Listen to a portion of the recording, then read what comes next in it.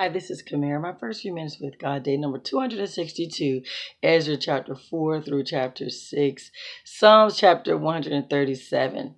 Judah and Benjamin, they were experiencing a lot of opposition from enemies and local residents.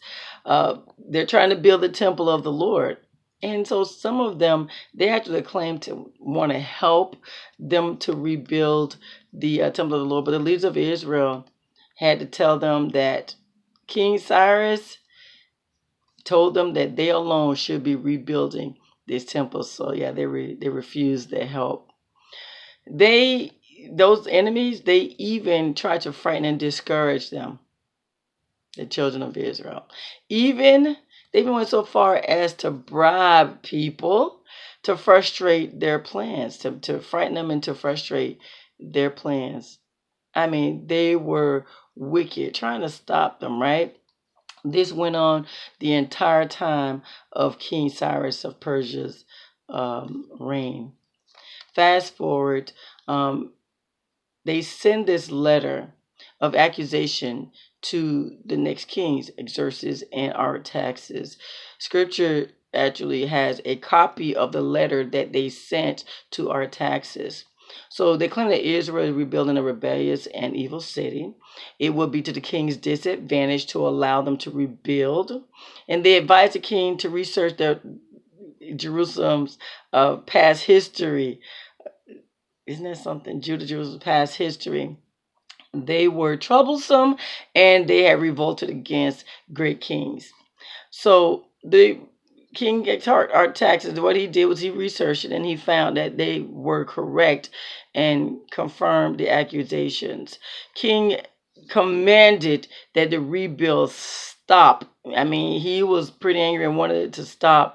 And the enemies of Israel, they went ahead and forcibly stopped the rebuild. Isn't that something?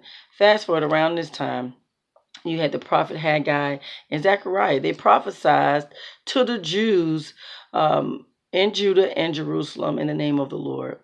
Zerubbabel and Jeshua, they responded by restarting the rebuild. Yes, they did.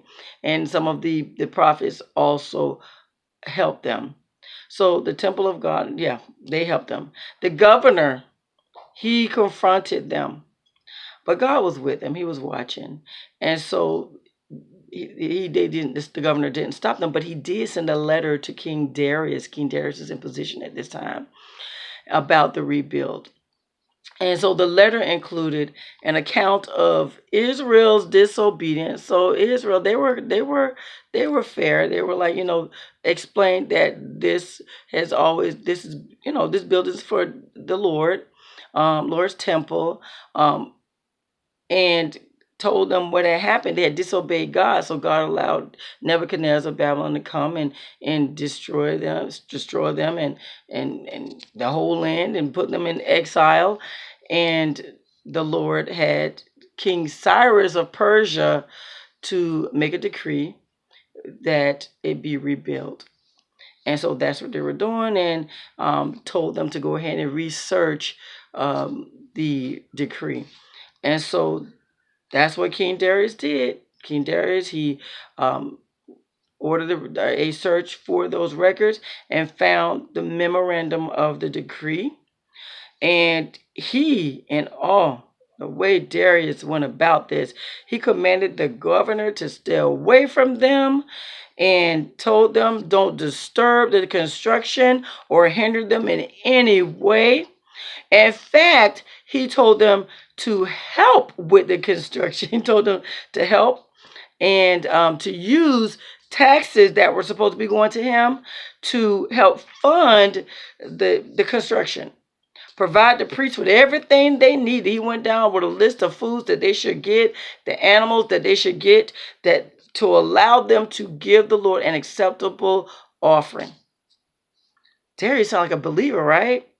And he told them that those who violated this decree, that they will be impaled and their houses will be reduced to rubble. Isn't that something? So they went about their business. I think God is just amazing the way God used Darius to to do what needed to be done. And the temple was completed. The 6th year of King Darius' reign, there was this great joy and celebration throughout the land. The temple was dedicated with great joy. Passover was even partook, and then the festival of unleavened bread for 7 days, and it was a great celebration. Isn't that something? That's awesome. Now, in Psalms 137, it was pretty much a cry for Jerusalem while they were in Babylon. The captors had told the children of Judah and Jerusalem to sing for them. I heard you sing, or whatever. And the people of Jerusalem, why? Why should we sing? All this crazy stuff is happening. May the Lord do this and that to Edom and Babylon and what have you. But that's basically what 137 was all about. But guys, that's it. That's day number 262, Ezra chapter 4 through 6, Psalms chapter 137. You have a God-filled blessed day.